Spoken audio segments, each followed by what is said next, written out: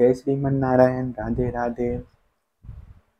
ऋचिक जन्म जमदग्नि और परशुराम जी का चरित्र। श्री सुखदेव जी कहते हैं, परीक्षित,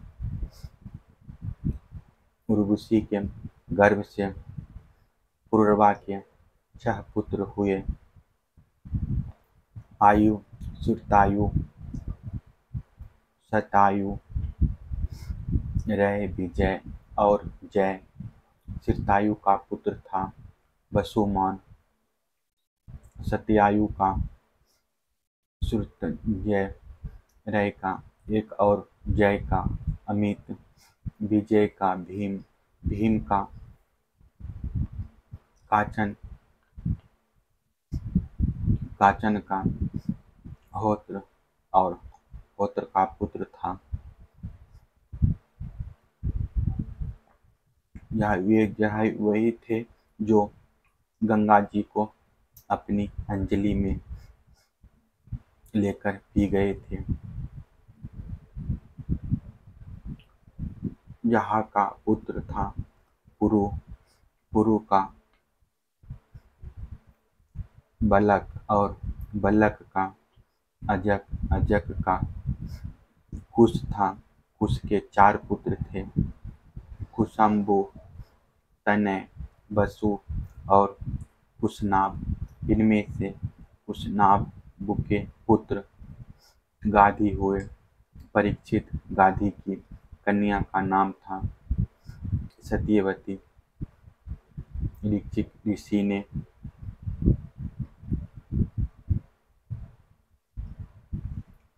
गांधी से उनकी कन्या मांगी।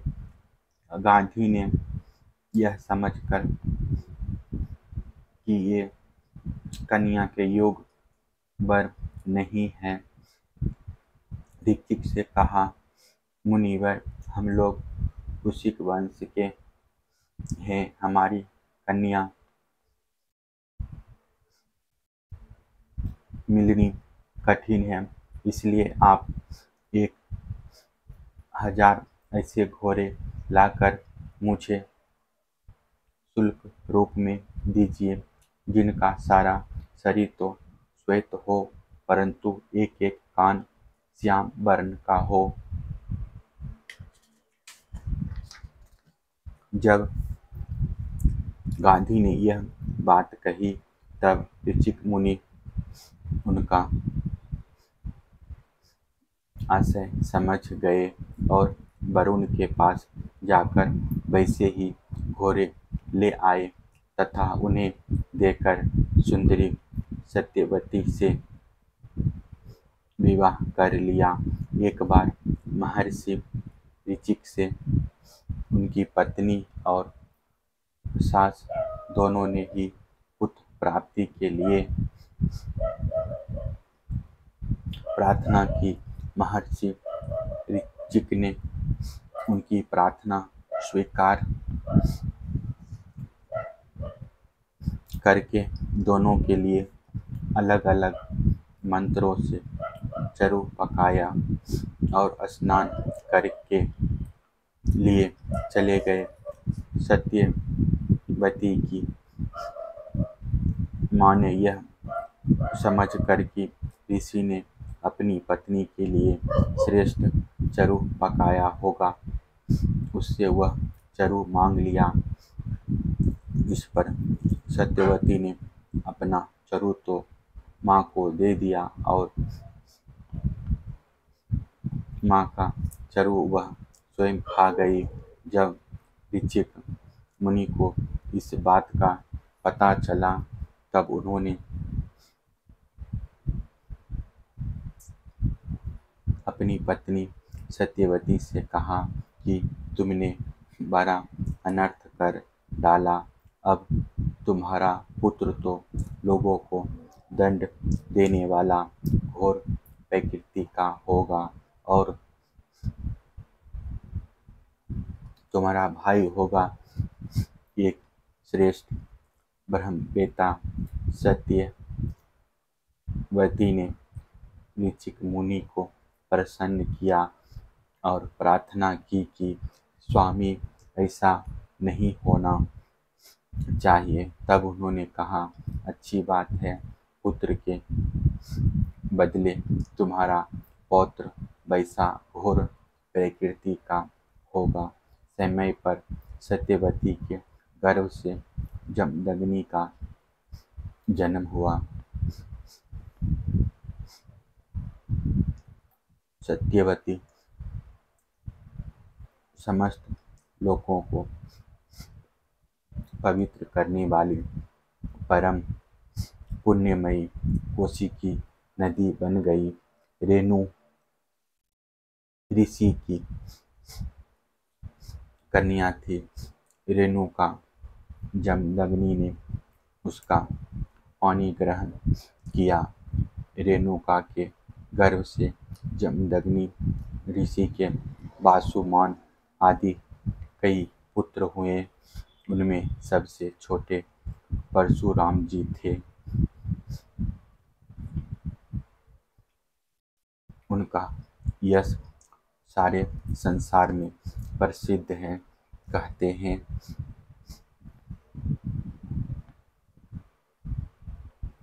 कि हयवंश का अंत करने के लिए स्वयं भगवान ने ही परशुराम के रूप में अंशावतार ग्रहण किया था। उन्होंने इस पृथ्वी को 21 बार क्षत्रियहीन कर दिया। यद्यपि क्षत्रियों ने उनका थोड़ा सा ही अपराध किया था, फिर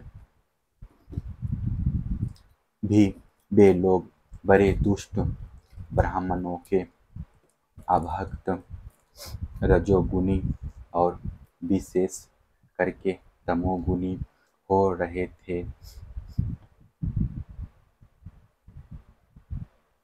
यही कारण था कि वे पृथ्वी के भार हो गए थे और इसी के फल स्वरूप भगवान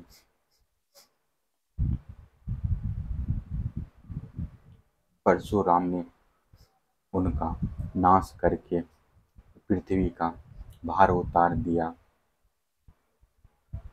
राजा परीक्षित ने पूछा, भगवान अवश्य ही उस समय के क्षत्रिय विषयलोलुप हो गए थे, परंतु उन्होंने परशुराम जी की ऐसा कौन सा अपराध कर दिया जिसके कारण उन्होंने बार बार क्षत्रियों के वंश का संहार किया। श्री सुखदेव जी कहने लगे, परीक्षित, उन दिनों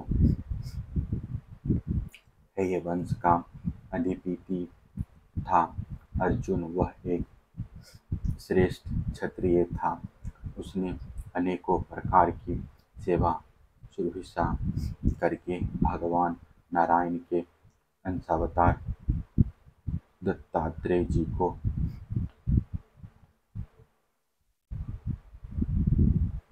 प्रसन्न कर लिया और उनसे 1000 भुजाएं तथा कोई भी शत्रु युद्ध में पराजित न कर सके, यह वरदान प्राप्त कर लिया। साथ ही इंद्रियों का अबाध बल, अतुल संपत्ति, तेजस्विता, वीरता, कीर्ति और शारीरिक बल भी उसने उनकी कृपा से प्राप्त कर लिए थे। वह योगेश्वर हो गया था। उसमें ऐसा ऐश्वर्य था कि वह सूक्ष्म से सूक्ष्म, स्थूल से स्थूल रूप धारण कर लेता। सभी सिद्धियां उसे प्राप्त थी। वह संसार में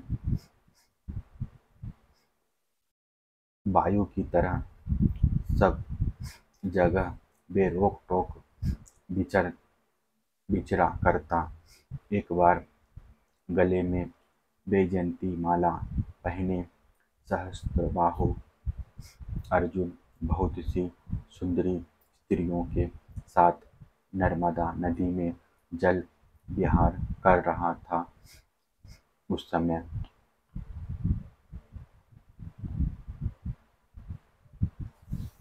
मदोन्मत्त सहस्त्रबाहु ने अपनी बाहों से नदी का प्रवाह रोक दिया। दशमुख रावण का शिविर भी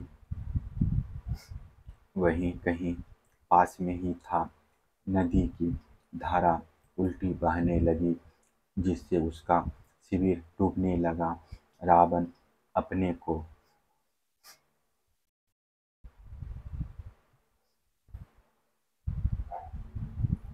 बहुत बड़ा वीर तो मानता ही था, इसीलिए शस्त्रता अर्जुन का यह पराक्रम उससे सहन नहीं हुआ।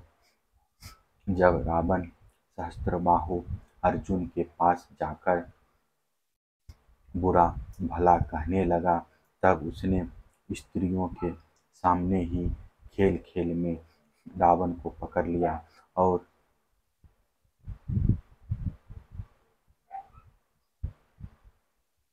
अपनी राजधानी महाश्मति में ले जाकर बंदर के समान कैद कर लिया। पीछे पुलस्त्य जी के कहने से सहस्त्रबाहु ने रावण को छोड़ दिया। एक दिन सहस्त्रबाहु अर्जुन शिकार खेलने के लिए बड़े घोर जंगल में निकल गया था। देववश वह जमदग्नि मुनि के आश्रम पर जा पहुंचा। परम तेजस्वी जमदग्नि मुनि के आश्रम में कामधेनु रहती थी। उसके प्रताप से उन्होंने सेना मंत्री और वाहनों के साथ यद्यपि का खूब स्वागत सत्कार किया। वीर हयधिपति ने देखा कि जमदग्नि मुनि का ऐश्वर्य तो मुझसे भी बढ़ा चढ़ा है, इसलिए उसने उनके स्वागत सत्कार को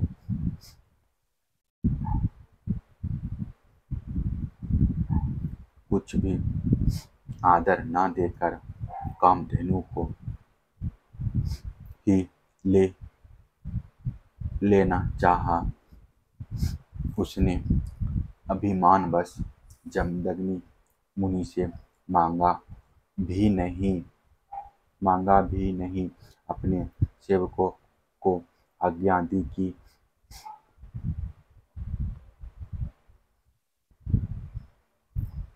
कामधेनु को छीन ले चलो। उसकी आज्ञा से उसके सेवक बछड़े के साथ बाबा डकराती हुई कामधेनु को बलपूर्वक महिष्मतिपुरी ले गए। जब वे सब चले गए, तब परशुराम जी आश्रम पर आए और उसकी दुष्टता का वृत्तांत सुनकर चोट खाए हुए सांप की तरह क्रोध से तिलमिला उठे। वे अपना भयंकर फरसा, तरकस, ढाल एवं धनुष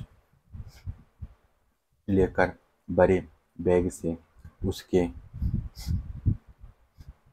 पीछे दौड़े, जैसे कोई किसी से ना दबने वाला सिंह हाथी पर टूट पड़े। सहस्त्रबाहु अर्जुन अभी अपने नगर में प्रवेश कर ही रहा था कि उसने देखा परशुराम जी महाराज बड़े वेग से उसी की ओर झपटे आ रहे हैं। उनकी बड़ी विलक्षण झांकी थी। वे हाथ में धनुष, बाण और फरसा लिए हुए थे। शरीर पर काला मृग चर्म धारण किए हुए थे और उनकी जटाएं सूर्य की किरणों के समान चमक रही थी। उन्होंने देखते ही उसने गदा, खड्ग, बाण, इष्टि, शतघ्नी और शक्ति आदि आयुधों से सुसज्जित एवं हाथी, घोड़े,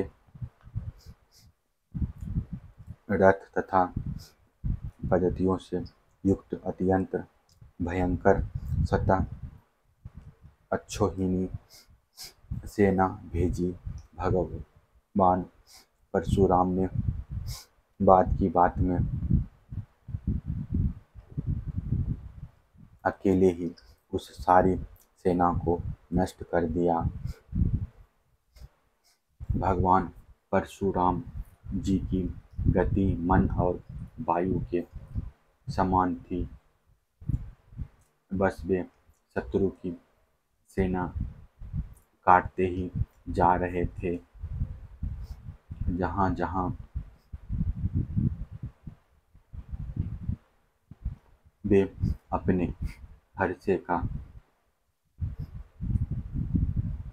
प्रहार करते, वहाँ वहाँ सारथी और वाहनों के साथ बड़े बड़े वीरों की बाहें, जांघें और कंधे कट कट कर पृथ्वी पर गिरते जाते थे।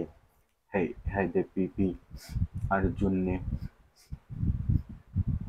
देखा कि मेरी सेना के सैनिक उनके धनुष, ध्वजाएं और ढाल भगवान परशुराम के फरसे और बाणों से कट कट कर खून से लथपथ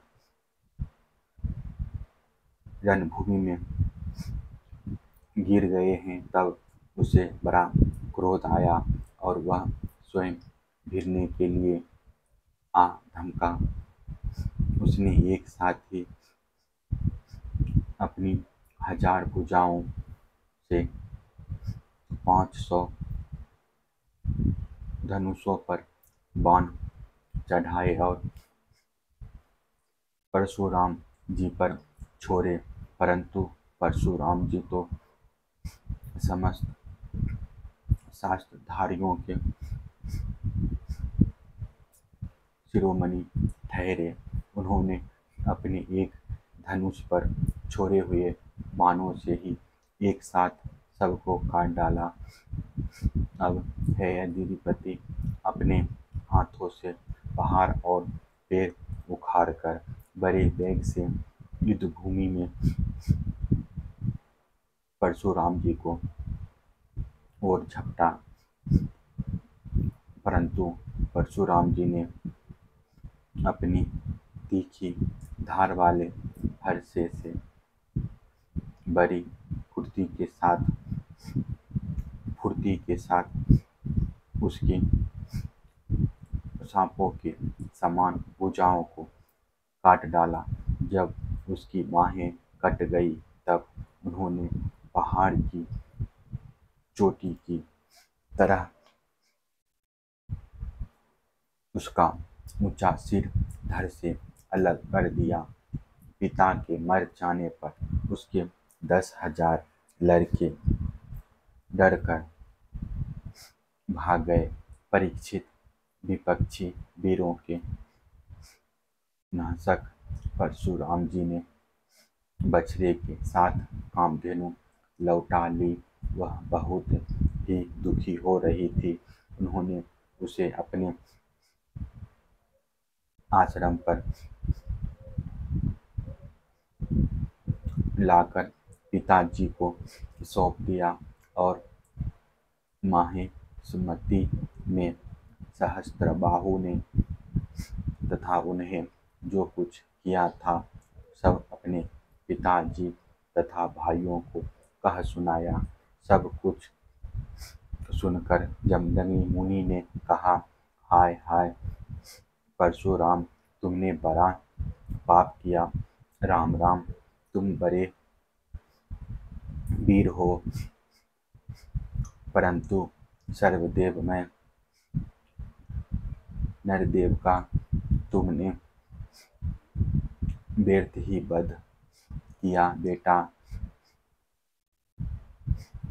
हम लोग ब्राह्मण हैं, क्षमा के प्रभाव से ही हम संसार में पूजनीय हुए हैं, और तो क्या, सबके दादा ब्रह्मा जी भी क्षमा के बल से ही ब्रह्म पद को